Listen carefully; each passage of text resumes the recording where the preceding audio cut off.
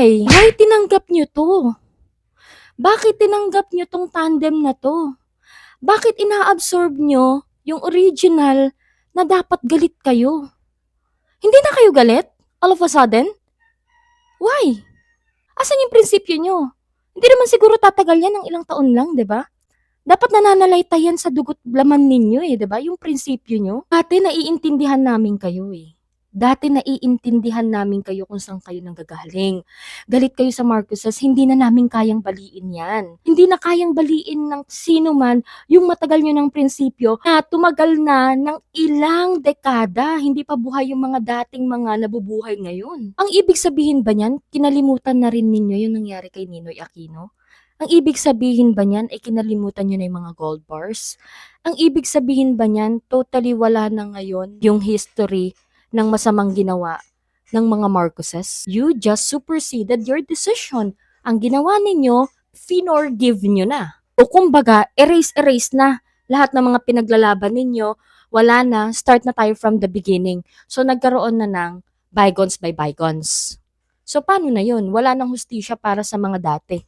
Really difficult to give your respect to those people na alam mong walang mga paninindigan sa buhay. From being established institution ng Dilawan, totally na-negate na, and then now, here's emerging yung Pinklawan but still using the resources of. Alam niyo po mga kababayan, naaawa po ako sa mga DDS na ito. Naaawa po ako sa kanya dahil pinopromote pa rin nila up to now at pinupush pa rin nila yung galit, yung salitang galit, yung hatred. Hindi po ba napakahirap noon na gusto mo araw-araw kang galit? Ipapaalala ko lang sa inyo mga DDS noong 2022, ang sabi nyo sa amin is set aside ang nakaraan, magkaisa, at mag-move on, mag-move forward. Kaya po natalo kami. Tapos ngayon, natalo kami, nag-move on, at nag-move forward, isinasabuhay namin ang gusto ni PBBM na magkaisa, magtulungan para sa bansa. Bakit ngayon kami pa rin ang sinisisi nyo? Bakit kasalanan pa rin yata ng mga kakamping para sa inyo? Kayong mga DDS kayo. Bakit kami pa rin ang masama? Alam nyo, hindi nyo lang matanggap na si Mayor Leni Robredo ay professional at kayang makipagtulungan sa presidente.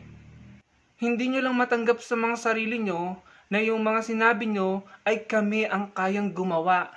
Kaming mga kakamping supporters ni Mayor Leni Robredo ang kayang makipagtulungan at makipagkaisa sa Pangulo at sa mga loyalist para sa bansa. Hindi nyo matanggap na si PBBM at si Mayor Leni kaya nilang iset aside ang hindi magandang nakaraan sa kanilang dalawa at magtrabaho, magtulungan para sa mga Pilipino. Yan ang wala sa inyo. Ang gusto nyo, everyday galit. Napakapangit tignan ng sinasabi mo, tong content creator na to, na parang gustong ipaalala yung galit, na bumuo ng galit sa puso. Hindi po maganda yan, mga kababayan. Pagkatapos ng eleksyon, tapusin na rin natin yung galit natin sa isa't isa at unahin natin ang bansa natin. Anong masama doon? Hindi nyo kayang matignan na si Mayor Leni Robredo at si PBBM ay kayang magtrabaho kasama ang isa't isa, magtulungan para sa mga Pilipino? Or nagkakaganyan lang kayo dahil nasusukol kayo, dahil naiinggit kayo, dahil kayo ay nasa-set aside, na out of place kayo, dahil yung hangarin nyo at adhikain nyo ay para lamang sa mga politiko, hindi para sa mga Pilipino. Pambihira, ipapaalala mo na ipapaalala yung nangyari sa nakaraan. Para ano? Para sariwain na naman yung sugat? Para magkaroon na naman ng bangayan? Yan ang hindi maka-Pilipino. Yan ang hindi makabansa. Gusto lagi na nag-aaway-away. Nangyari na yan noong 2022. Magkakaiba tayo. Nag-away-away tayo. Pero tapos na yung eleksyon. At tinanggap naman na pare-pareho nung bawat partido, nung mga kandidato sa pagkapangulo, tinanggap na nila pare-pareho yung pagkatalo nila. Si Isko, si Senator Tito Soto, or si Senator Ping Lacson, yata yung tumakbong pagka-presidente, si Manny Pacquiao, si Mayor Leni Robredo, nakikita natin sila kaya nilang makisalimuha kay PBBM at makipagtrabaho. Dahil tapos na yung eleksyon. Ngayon, dahil hindi nyo siguro gusto yun, gusto nyo lagi na lang kayo ang bida, Gusto nyong ibalik ulit yung nangyari nung nakaraan. Gusto nyo sariwain yung mga dating naramdaman. Masama yan. Bad yan para sa Pilipinas. Kayo yung nagsasabi na mag-move on, magkaisa. Ngayon, isinasabuhay namin yung gusto nyo. Kami pa rin yung sisisihin nyo, kami pa rin yung may kasalanan, kami pa rin yung mali. Pambihira naman kayo. Anong mali sa sinabi ni Mayor Leni Robredo? Anong mali dun sa sinabi niya na yung success ng Pangulo ay success ng mga Pilipino? Tama naman yun. Tama naman yun, mga kababayan.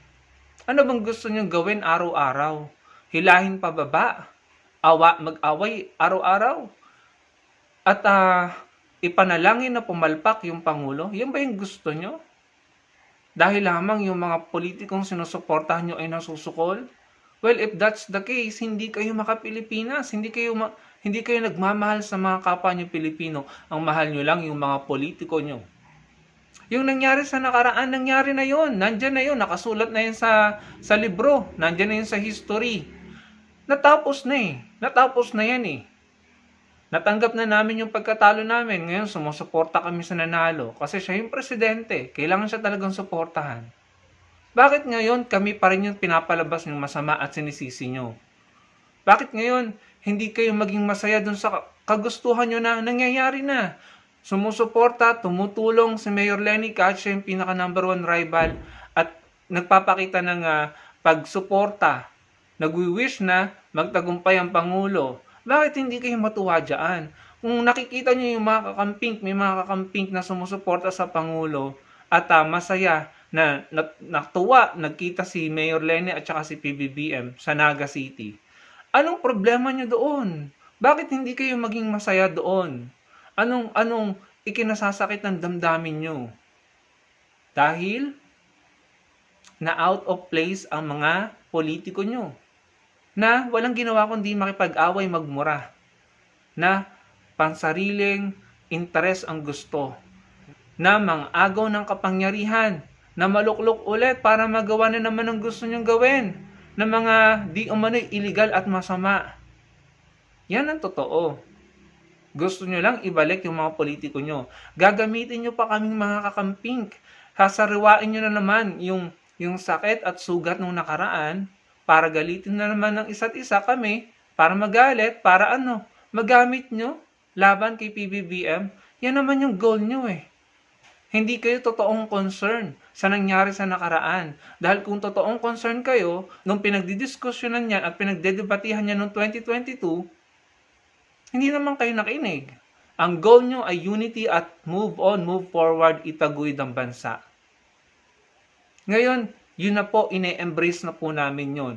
Magkaisa, tumulong sa Pangulo, tumulong sa administrasyon, sa gobyerno, labanan ng korupsyon, magkaisa, ine-embrace na namin.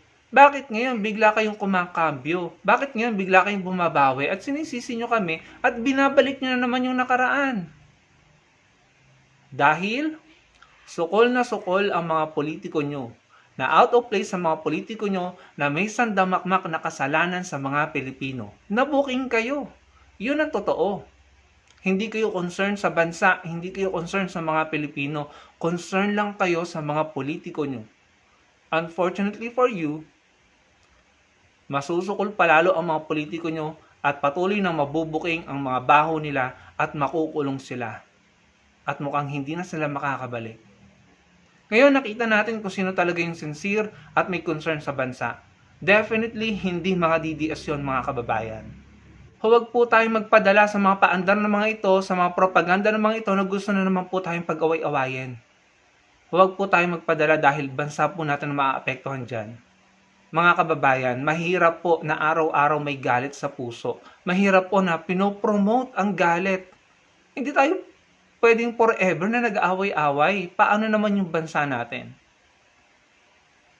Ang sa akin lang po, kung ano yung nakakabuti sa bansa natin after ng eleksyon, gawin natin, makipagtulungan tayo. Kung gusto nyo po ulit magdiskusyon tayo at magdebate, mag-intay kayo ng eleksyon sa 2028. Pwede naman. And kung sinong manalo sa 2028, respeto, tulungan, makipagkaisa. maging professional. Huwag mang-agaw ng kapangyarihan. Matutong rumespeto sa desisyon ng mga maraming Pilipino. Huwag ibalik yung nakaraan para lamang sariwain ang sugat at ang sakit para sa mga pansarili niyong interes. Buking na kayo. Kitang-kita na namin ang kulay nyo. Hindi nyo mahal ang Pilipinas. Kaya hindi kami papayag na magtagumpay sa mga madidilim at madudumi, kadiliman at kasamaan nyong balak sa Pilipinas. Wag po tayong pumayag mga kababayan. Salamat po sa panonood.